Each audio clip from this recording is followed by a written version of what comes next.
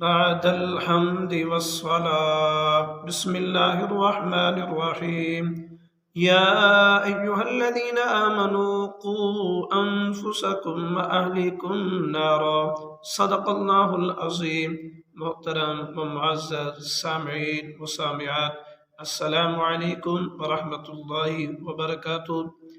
آئیے ہم آتے ہیں آج کے اپنے لیکچر کی طرف۔ آج کے ہمارے لیکچر کا عنوان ہے تبلیغ کا طریقہ۔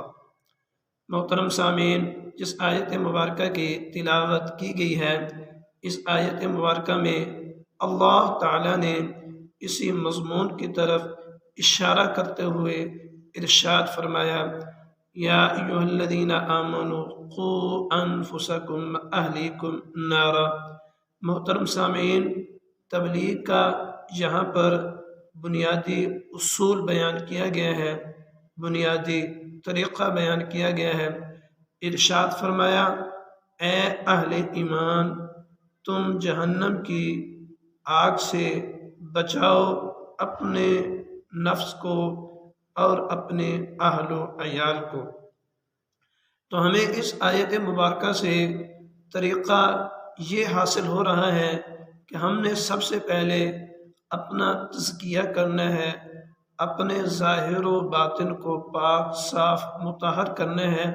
اپنے آپ کو ہم نے اوامروں کو بجا لانے کا پابند کرنا ہے اور منہیات سے بچنے کا اہتمام کرنا ہے۔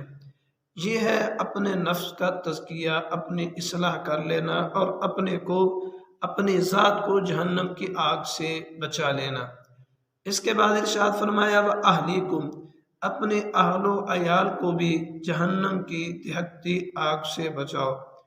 اپنے اہل و عیال کو جہنم کی دہکتی آگ سے بچانے کا، تبلیغ کرنے کا، واعظ کرنے کا طریقہ یہی ہے کہ ان کی تعلیم کا خیال رکھو، ان کو صحیح تعلیم دو، ان کی صحیح تربیت کرو، ان کا تزکیہ کرو، ان کی نگرانی کرو، ان کو اوامر کا پابند کرو، ان کو منہیات سے بچانے کی کوشش کرو، ان کو واعظ و تبلیغ کرتے رہو۔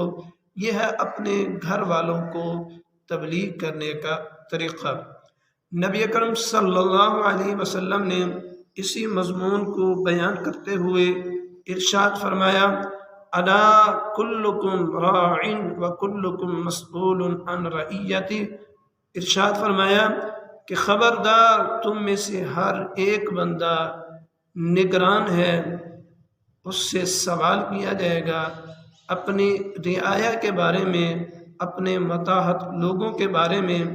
محدثین ارشاد فرماتے ہیں کہ اس کا مطلب ایک تو یہ ہے کہ انسان اپنے نفس کا نگران ہے، اپنی جان کا نگران ہے، کہ انسان سے سب سے پہلے اپنے نفس کے بارے میں سوال کیا جائے گا کہ تو نے اپنے نفس کی اصلاح کی تھی یا نہیں۔ تو انسان اپنے نفس کا نگران ہے۔ محدثین ارشاد فرماتے ہیں دوسرا مطلب اس کا یہ ہے کہ انسان نگران ہے اپنے ماتحت لوگوں کا، شاہ وقت، حاکم وقت، وہ نگران ہے پوری رعایا کا، پورے ماتحت لوگوں کا، گھر کا وڈیرا، والد، وہ نگران ہے اپنے بچوں کا، اپنے اہل و عیال کا، اپنی بیوی کا، اپنی بیٹیوں کا، بیٹوں کا۔ اس سے اس کے بارے میں سوال کیا جائے گا۔ بستی کا جو سردار ہے، چودھری ہے، اس سے سوال کیا جائے گا، بستی والوں کے بارے میں۔ تو نبی اکرم صلی اللہ علیہ وسلم نے اسی بات کی طرف اشارہ کرتے ہوئے فرمایا۔ حدیث مبارکہ میں آتا ہے کہ تم برائی کو ہاتھ سے روکو، یعنی طاقت و قوت کو استعمال کرتے ہوئے اس برائی کو اپنے ہاتھ سے، اپنی قدرت سے، اپنی طاقت سے، اپنی حاکمیت کے ذریعے سے اسے روکو۔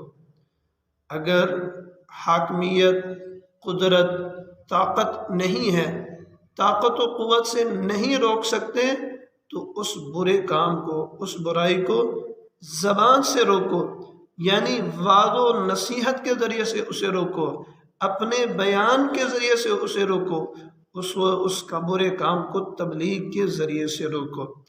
تیسرا درجہ ارشاد فرمایا کہ اگر زبان سے بھی نہیں روک سکتے تو اپنے دل سے اس برے کام کو برا جانو، برا سمجھو۔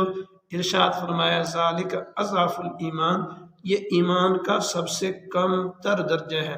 محدثین کرام ارشاد فرماتے ہیں اصل میں یہاں پر 3 قسم کے لوگوں کی ذمہ داریوں کو بیان کیا گیا، ذمہ داریوں کی طرف اشارہ کیا گیا، اور 3 طرح کی تبلیغ کے طریقوں کو بیان کیا گیا ہے۔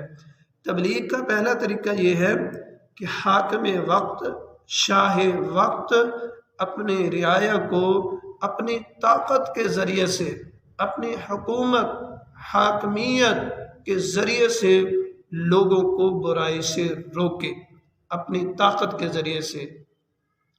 دوسرا طریقہ یہ بیان کیا گیا کہ جو علماء ہیں، جو مبلغین ہیں، وہ اپنے بیان کے ذریعے سے، اپنی تبلیغ کے ذریعے سے، اپنی وعظ و نصیحت کے ذریعے سے لوگوں کو برائی سے روکیں۔